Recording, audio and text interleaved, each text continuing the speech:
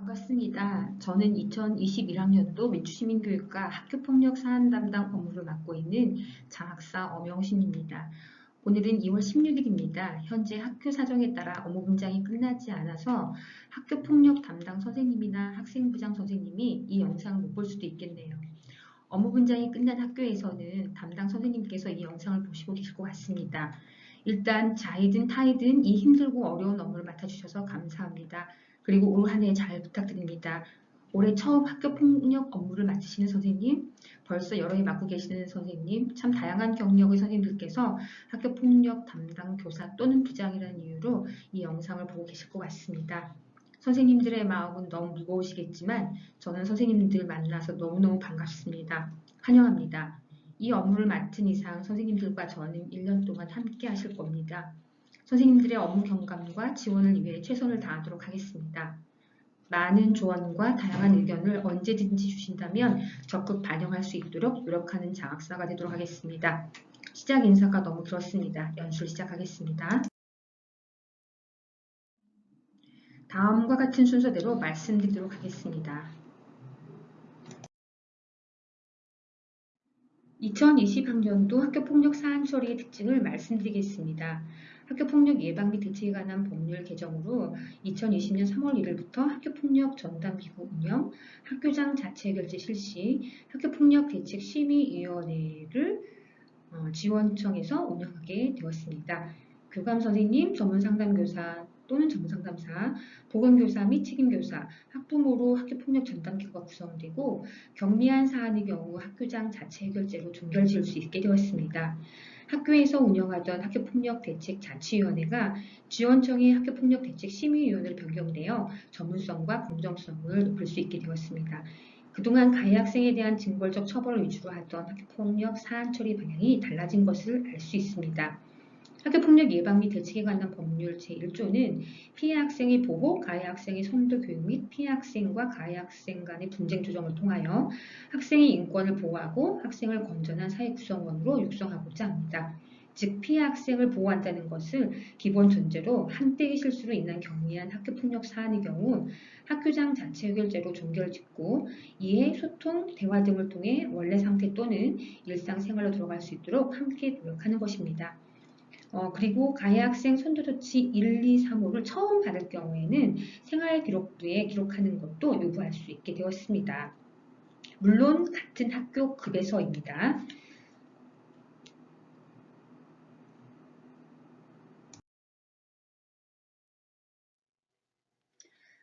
올해 처음 학교 폭력 업무를 맡으시는 선생님들은 소개해드리는 이 10가지 영상을 참고하시면 되겠습니다.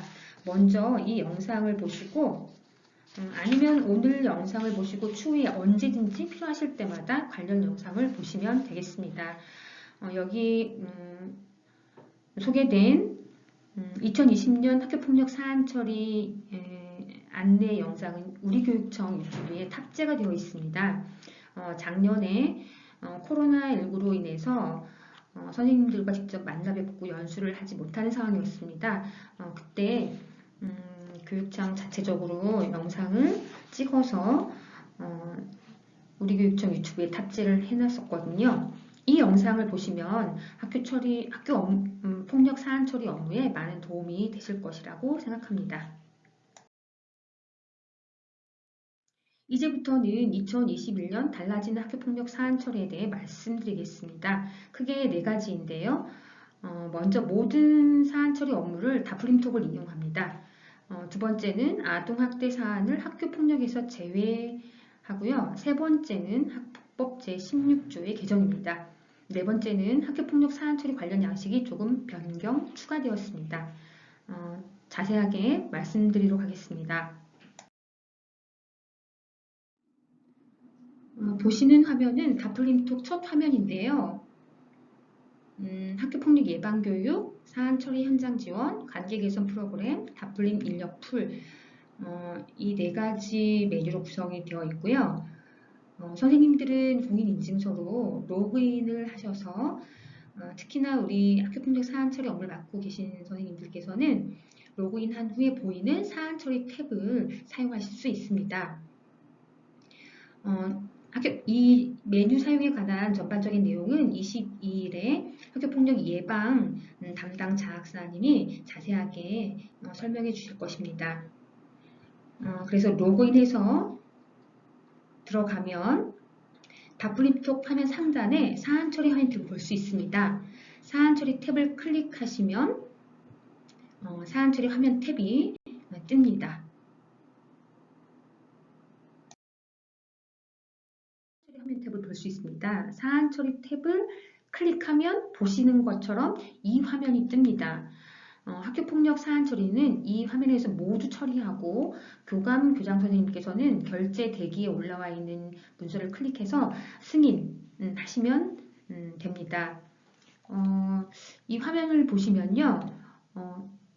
1 보고부터 5 이행 완료까지 학교폭력 사안에 대해서 심의를 거칠 경우에 이 단계를 거쳐서 진행하시면 됩니다. 자체 해결, 오인 신고로 인한 학교폭력 아님 이런 사안들은 이 탭에 다 들어가 있습니다. 그리고 이제 선생님들께서 맨 처음 학교폭력 사안이 발생했을 때 쓰실 탭이 이거거든요. 학교폭력 사안 보고라고 해서 이제 여기서부터 이제 시작하시면 되겠는데요. 요거는 뒤에서 다시 설명을 드리겠습니다. 두 번째는 아동학대 사안은 학교폭력 예방법 제5조 및 아동학대 예방 학교용 가이드북에 근거해서 학교폭력 사안 처리에서 제외하시면 됩니다. 아동학대 가해 관련자는 대부분 성인이어서 가해 관련자에 대한 조치를 전혀 내릴 수가 없었습니다. 다만 피해 학생에 대해서 학폭법에 근거해 보호 조치를 할 수 있었는데요. 그동안 아동학대 사안은 아동학대 사안 보고 학교폭력 사안 보고 이 두 가지 과정을 모두 거쳤습니다. 이런 업무 이중 처리로 인한 행정적 낭비라는 문제 제기가 꾸준히 있어 왔거든요. 따라서 앞으로 아동학대 사안은 학교폭력으로 처리하지 않습니다. 요거 알아두시면 좋겠습니다. 세 번째는 학교폭력 예방법 제16조 개정인데요. 여기 빨간색으로 쓴 부분입니다. 학교의장은 학교폭력 사건을 인지한 경우 피해 학생의 반대 의사 등 대통령령으로 정하는 특별한 사정이 없으면 지체 없이 가해자와 피해 학생을 분리하여야 합니다. 학교의장이 피해 학생의 보호를 위하여 긴급하다고 인정하거나 피해 학생이 긴급보호 요청을 하는 경우에 긴급보호조치 1호, 2호, 6호를 내릴 수 있었는데요. 개정 후에는 학교의장이 학교폭력 사건을 인지한 경우 피해 학생 분리 피해 학생을 가해자로부터 분리해서 보호하는 것을 의미하며 가해자를 강제 분리하는 것은 아닙니다. 피해 학생이 반대 의사 등 대통령령으로 정하는 특별한 사정이 없으면 지체 없이 분리 보호해야 합니다. 학교장 판단에 따른 피해 학생 긴급 보호 조치는 폐지되고요. 학생이 요청할 경우에는 긴급 보호 조치 1호, 2호, 6호를 내릴 수 있습니다.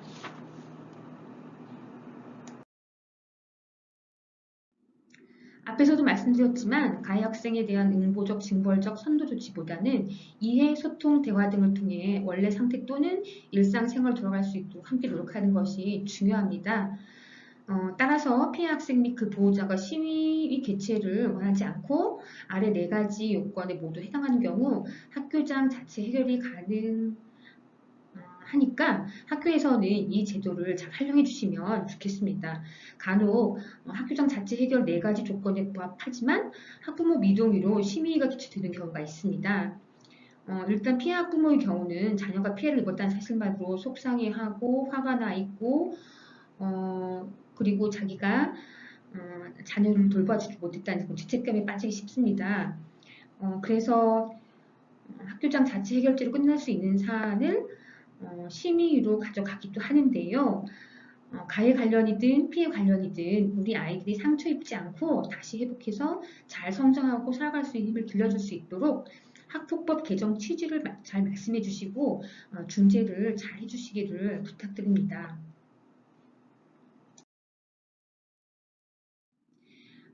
학교 폭력 발생에서 종료 후에도 모든 단계에서 관계회복 프로그램을 운영할 수 있습니다.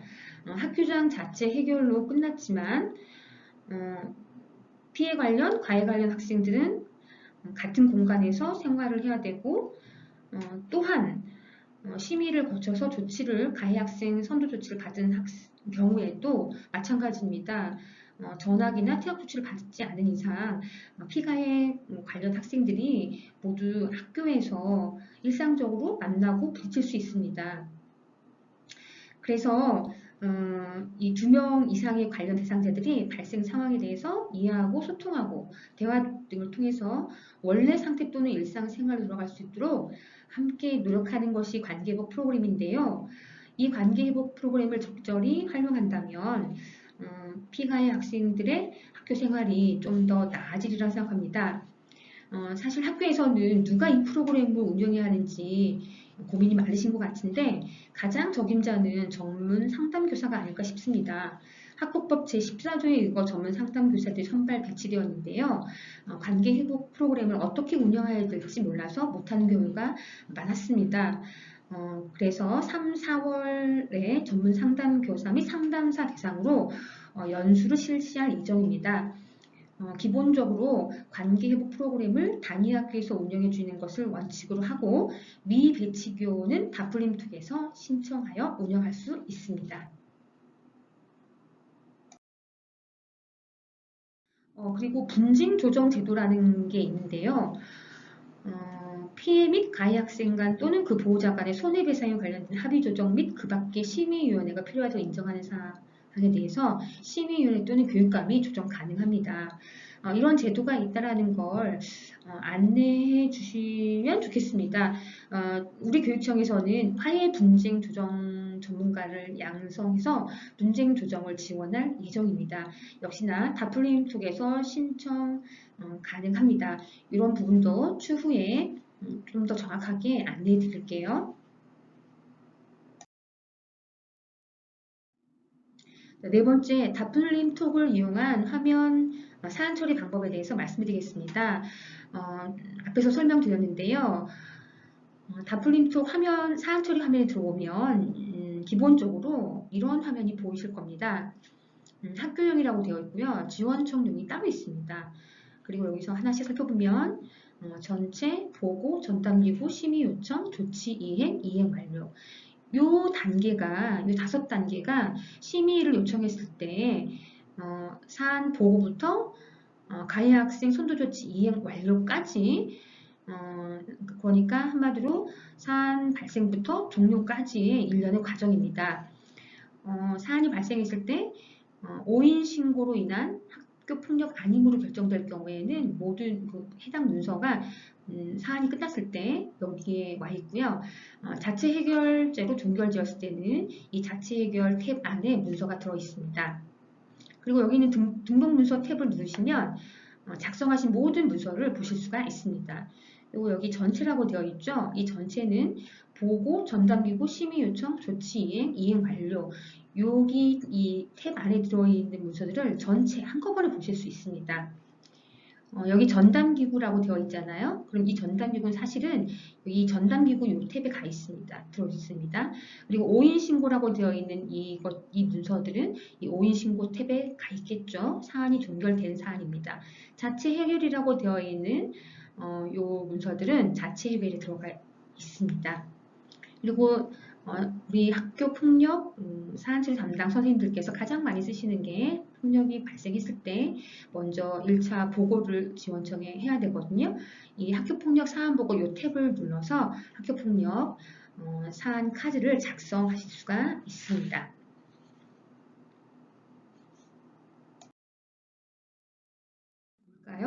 보고 탭을 눌렀을 때 아까 그 앞에 화면에서 봤던 전체 화면에 있던 보고라고 쓰여있던 3개의 문서가 여기에 이렇게 있습니다.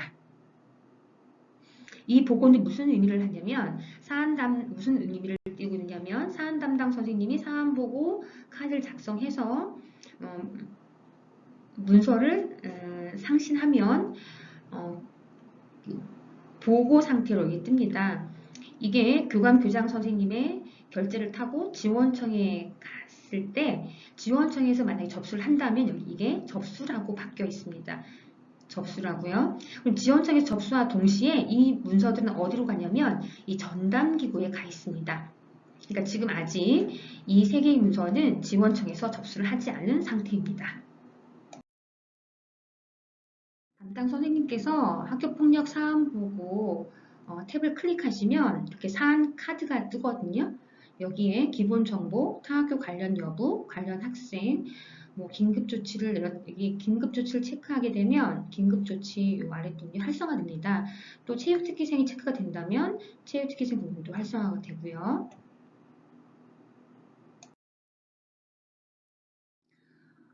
그리고 밑에 세부 내용을 적을 수 있게 되어 있고요. 그 다음에 만약에 긴급조치를 내렸다면 파일을 선택할 수 있게 되어 있습니다. 파일을 선택하지 않으면 제출을 눌렀을 때 다음 화면으로 넘어가지 않습니다. 선생님들께서 긴급조치 보고서라든지 긴급조치 통보서 이런 파일을 선택하시고 제출 누르면 이 화면은 자동으로 보시는 것처럼 기한문이 만들어졌죠? 여기서 승인 정보 탭을 누르시면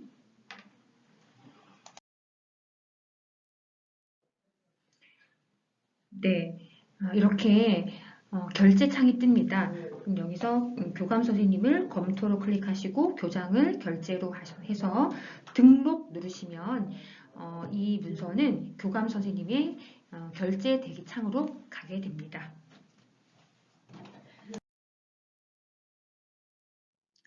다플림톡으로 사안 처리할 때 편리한 점은 세 가지로 정리할 수 있습니다.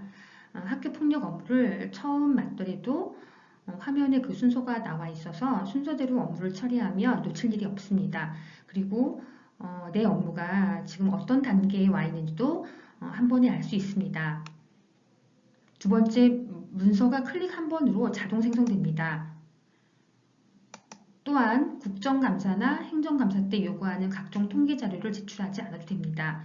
본청 담당자인 제가 모든 학교의 통계를 한꺼번에 볼 수 있어서 한 번에 처리가 가능합니다. 물론 이 시스템의 단점도 있습니다. 교감 교장 선생님 단계에서 문서 수정이 불가하고 회수나 반려가 안 됩니다.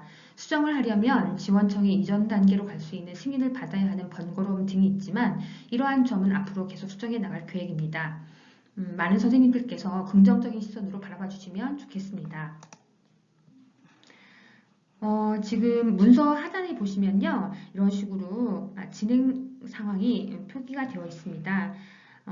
이 문서는 2월 15일 보고가 됐고 이 15일 날 10시 1분에 지원청에 접수를 했네요. 지금은 심의 요청 전 단계입니다.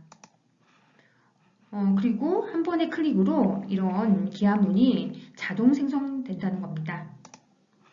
그리고 세 번째, 학교 급별, 월별, 지원청별, 학교별 그리고 이런 식으로 통계가 아주 쉽게 할 수 있도록 되어 있습니다.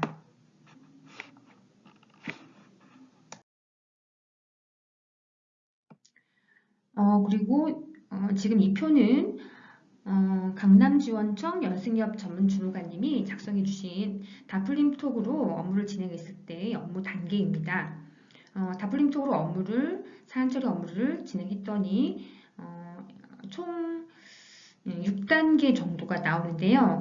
기존의 K-에듀파인으로 문서를 보고하고 사안을 처리할 때는 11단계 정도 나왔거든요.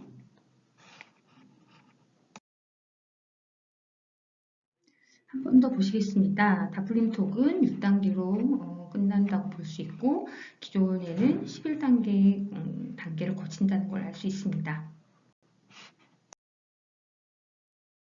여기까지는 다플림톡으로 사안 처리하는 방법을 아주 간단하게 간략하게 살펴봤는데요. 좀 더 자세한 내용은 22일 다플림톡 사용법 연수 때 좀 더 자세하게 안내해 드리도록 하겠습니다. 신종 사이버 폭력에 대해서 말씀드리겠습니다. 최근 신종 사이버 폭력으로 인한 피해가 발생하고 있습니다. 페이스북이나 카카오톡 등의 계정을 제공하면 4, 5천 원 상당의 현금을 지급한다는 불법 홍보를 보고 일부 학생들이 다른 학생들을 대상으로 개인 계정을 강제로 빼앗아 매매하는 등 학교 폭력이 다시 발생되고 있습니다. 문제는 제공된 개인 정보가 불법 광고나 보이스피싱 및 문자 사기 등에 활용되어 2차 피해가 발생하고 있다는 겁니다.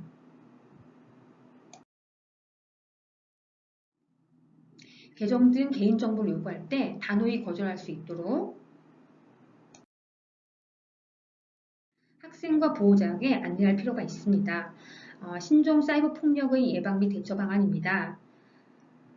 2차 피해가 생기지 않도록 학생과 보호자에게 반드시 안내해 주시기를 부탁드리겠습니다. 순서에 없는 내용인데요. 학생생활회복지원센터 식구들을 잠시 소개 올리겠습니다. 양지원청의 학교폭력 업무 지원을 위해 학생생활회복지원센터를 운영하고 있습니다. 강북은 최승의, 하충호 장학사님이, 강남은 전용기, 박대광 장학사님이 사안처리 업무를 맡고 있습니다. 그리고 강북은 이명희, 신동훈, 강남은 김부선, 연승엽 학교폭력 전문 주무관님이 학교 현장을 적극 지원하고 있는데요. 특히 장학사님뿐만 아니라 네 분의 학교폭력 전문 주무관님은 학교폭력 업무에 전문성을 가지고 작년에 약 800여 건이 넘는 학교폭력 업무 처리를 하면서 상당한 노하우를 가지고 계신 분들입니다. 사안 처리하시다 궁금하신 사항이 있으시면 이분들에게 문의하시면 됩니다. 학교 현장으로 직접 가서 현장 지원도 하고 있습니다. 지금 소개해드리는 8분은 진정한 학교폭력 전문가이십니다. 작년에 학생생활회복지원센터를 구축하고 심의를 운영하고 다양한 학교폭력 사례별 사안을 처리하신 전문가들이십니다. 저를 포함해서 저희들은 학교폭력을 담당하고 계신 선생님들을 도와드리고 지원해드리기 위해서 최선을 다할 것입니다. 지금까지 2021년 학교폭력 사안 처리 방법에 대해서 말씀드렸습니다. 22일 다플린뚝 사용법 연습 때 뵙겠습니다. 최대한 알기 쉽게 지각하여 선생님들의 업무를 경감해드리고자 시작한 취지에 부합하도록 하겠습니다. 그럼 남은 방학 동안 충전하시고 22일에 다시 뵙겠습니다. 감사합니다. 수고 많으셨습니다.